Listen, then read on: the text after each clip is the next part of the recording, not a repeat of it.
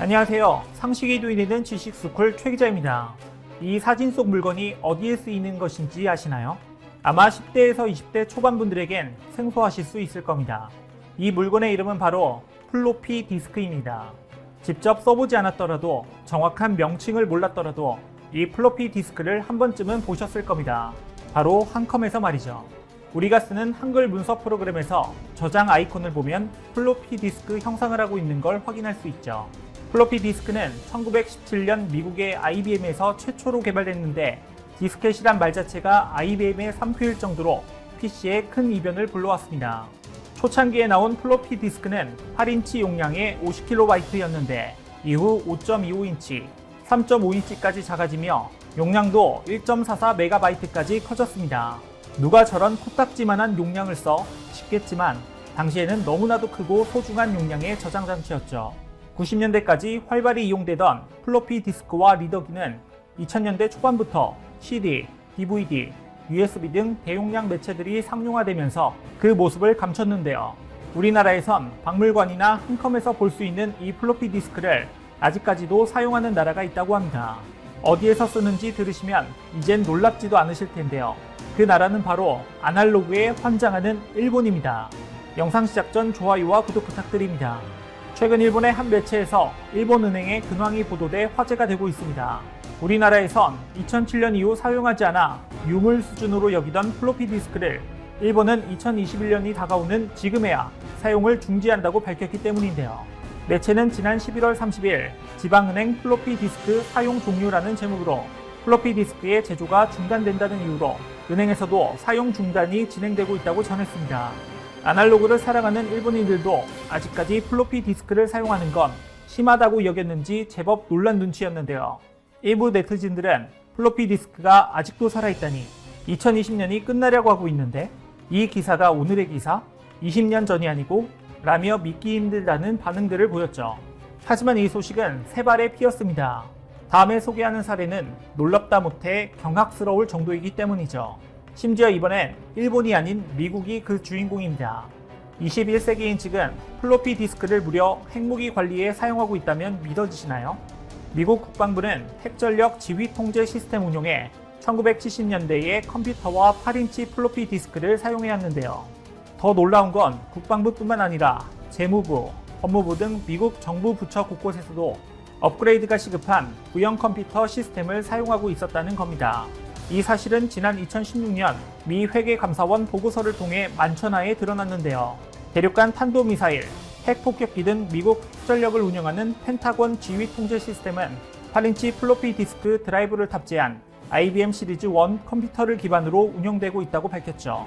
이렇게 오래된 컴퓨터 시스템을 유지하는 이유에 대해 묻자 갤러리 핸더슨 펜타곤 대변인은 아직 작동하기 때문이라며 다소 쿨한 반응을 보였습니다. 그리고 다행히도 작년 말 시스템 업데이트를 완료해 더는 플로피 디스크를 사용하지 않게 되었다고 합니다. 구형 플로피 디스크 한 장에 지구의 평화가 달려 있었다고 생각하니 너무 아찔하지 않나요? 이렇게 구식인 플로피 디스크를 고집한 만큼 장점도 명확히 있는데요. 우선 인터넷과 연결이 안 되기 때문에 오히려 보안성이 높습니다. 플로피 디스크 판매 업체 톰 퍼스키 대표는 플로피 디스크는 쉽게 해킹될 수 없으며 저렴하고 안정적이고 사용하기 쉽기 때문에 저장하려는 정보가 적다면 사용하는 데에 전혀 문제가 없다고 말했죠. 하지만 그에 상응하는 최악의 단점도 있는데요. 이런 물리적 미디어는 인터넷에 비해 느리고 호환 장치가 고장났을 경우 전문 수리공을 찾아야 합니다. 실제로 미국 정부가 낡은 컴퓨터 시스템 운영과 유지에 2015년 한 해에만 6,120억 달러, 우리 돈 722조 8천억 원가량의 엄청난 예산을 투입했던 것으로 밝혀졌죠. 최신 소프트웨어와 하드웨어를 취급하는 우리 한국인들의 상식선에선 다소 이해가 안 되긴 하지만 세계의 많은 정부 부처에선 이런 구형 기기들을 사용하고 있습니다. 물론 무조건 구형적인 것이 나쁜 것은 아닙니다. 미국 국방부처럼 해킹의 위협 등에서 안전하기 위해 사용한다는 뚜렷한 목적이 있다면 그에 걸맞은 최적의 기기들을 이용하는 게 마땅합니다. 하지만 그런 뚜렷한 목적도 없이 구형 기기들을 유지해온다면 미련해 보일 뿐입니다. 이번에 소개하는 사례가 딱 그런 경우인데요. 작년 10월경 독일 지방법원의 컴퓨터들이 트로이 목마 바이러스에 대거 감염돼 한동안 마비가 됐었습니다. 그 이유로는 놀랍게도 윈도우 95 운영체제를 쓰고 있었기 때문인데요. 참고로 윈도우 95는 1995년에 출시됐습니다. 그런 윈도우 95를 작년 2019년까지 쓰고 있었다니. 사실 독일 법원은 2017년에 이미 윈도우 95를 그만 쓰라는 권고를 받았음에도 사용 중인 프로그램들이 윈도우 95에서만 실행된다는 이유로 이렇게나 오래된 운영체제를 고집했다고 합니다. 결국 이 바이러스로 독일 법원의 데이터는 상당 부분 유실돼 문제가 되었죠. 게다가 바이러스에 걸린 후 전산망 네트워크를 분리하고 우편과 팩스를 이용해 행정을 처리했다고 하는데 무려 21세기에 전가를 보내는 진풍경이 펼쳐졌습니다. 독일의 경우가 다소 우습긴 하지만 우리 한국도 디지털 전환이 가속화되면서 정부와 기업을 대상으로 하는 사이버 공격에 대한 우려의 목소리도 높아지고 있습니다. 그 대안으로 주목받고 있는 직업이 있습니다. 바로 화이트 해커인데요. 화이트 해커란 기업이나 기관의 보안 시스템에서 취약점을 찾아내 블랙 해커의 공격을 예방하는 역할을 하는 착한 해커를 칭합니다.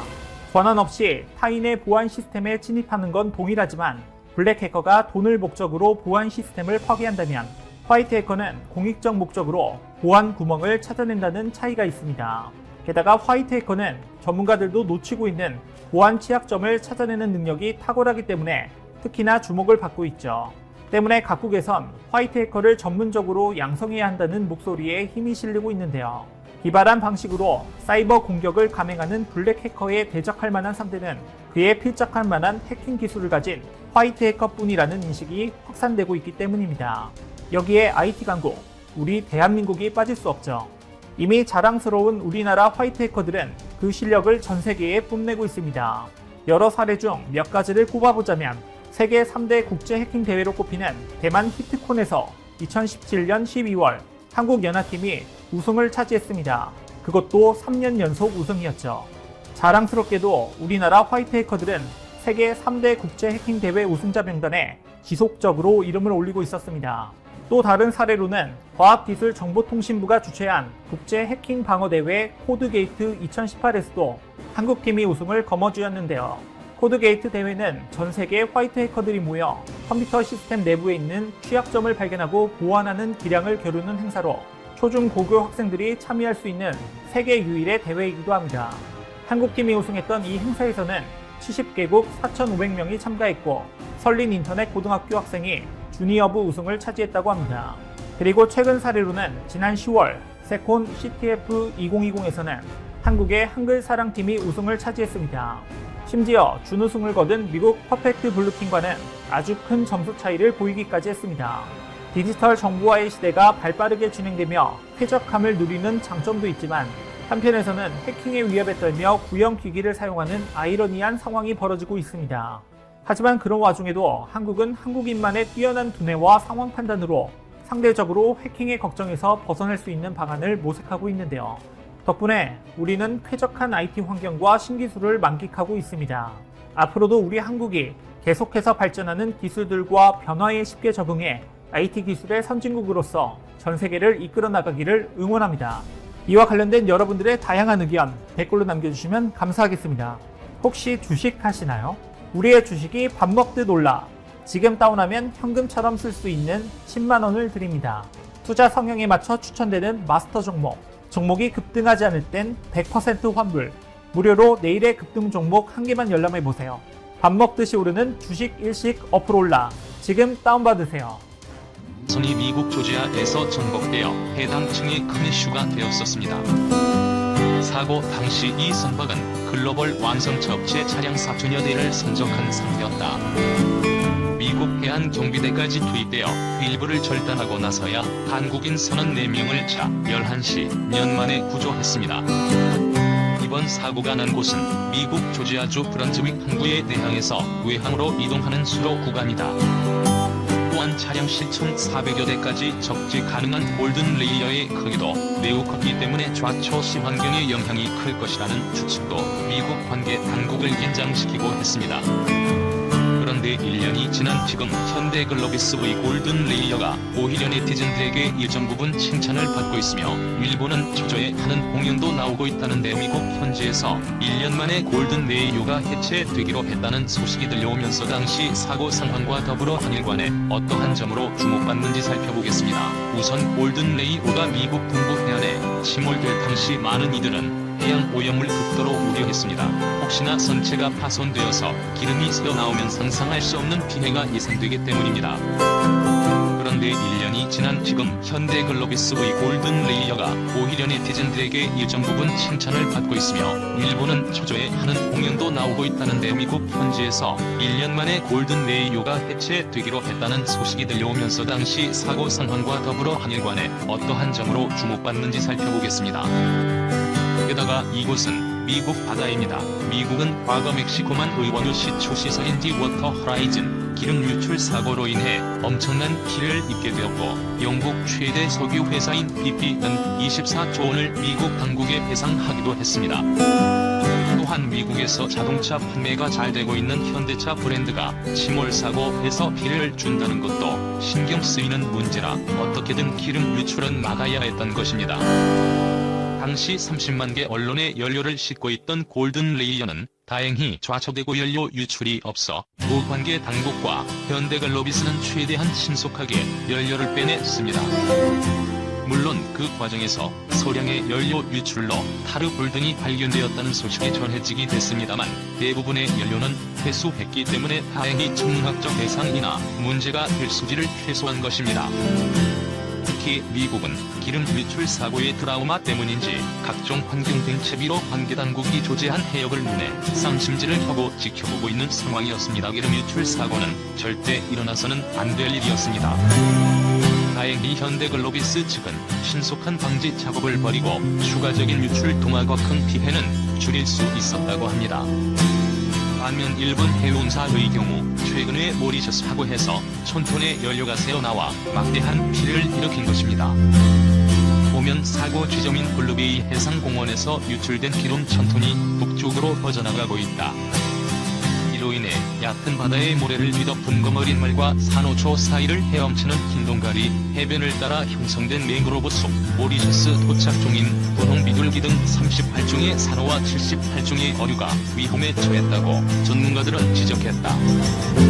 해양학자이자 환경공학자인 바센 포페모토는 로이터 통신과 전화 인터뷰에서 이번 사고는 취약한 지점에서 발생했다면서 피해 보관에 수십 년이 걸릴 수 있고 일부 피해는 영원히 복구되지 못할 수도 있다고 지적했다.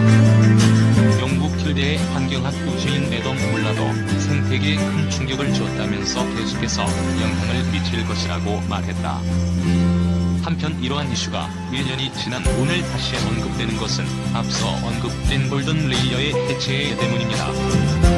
모리셔스에 좌초된 일본 3대 해운사인 휴3위스 A의 화물선과 가시오호 같은 경우에는 결국에는 선체가 두동강이 나버려서 모리셔스 당국은 해를 침몰시키고 결정하는 상황도 벌어졌습니다. 물론 그러한 상황이 처한 선박이 쉽게 망가질 수도 있지만 네티즌들 사이에서는 일본 화물선이 이동과 같다는 얘기를 여러 번 듣는다. 연소년에 미쓰비시가 건조했던 스텔라 데이지 5 컨테이너선 역시 선체가 가운데가 부러지며 두둥방이 나는 데이번 모리셔스 선박도 일본 가와사키 통공업에서 제조한 선박으로 역시 두둥방이 났다. 일본 조선 기술이 좋다는 말은 90년대 일본이 전 세계 최고 조전이 포항을 맡기로 했었을 뿐만 아니라 최근에도 일본에서 나오는 말입니다. 면서 대체 조선 기술이 가장 안 썼다는 일본이란 말이 무색하다 고전합니다. 일본 업계에서 는 가격은 중국 납기는 한국 기술은 일본이라면서도 산업 기술만큼은 일본이 앞섰다고 말하곤 합니다. 그런데 기름 유출의 배가 반동강 난 자금의 상황들은 과연 선주 입장에서 누가 기술이 앞섰는지 묻게 하며 일본 배우의 안전성 도입 방해에 오를 수밖에 없는 것이죠. 한국 배가 좌초된 것은 불행한 일이지만 1년 이상 수천 대의 배를 15도 멀쩡하여 수십 명의 인원이 동원돼 강제로 뜯어서 바지선을 동원해 해체하는 한국 배가 오히려 내구성에서 높은 점수를 줄 수 있다는 것입니다. 실제 최근 다양한 선사들이 항중을 가운데 결국에는 한국대를 주문하게 되는 일이 많아지고 있습니다.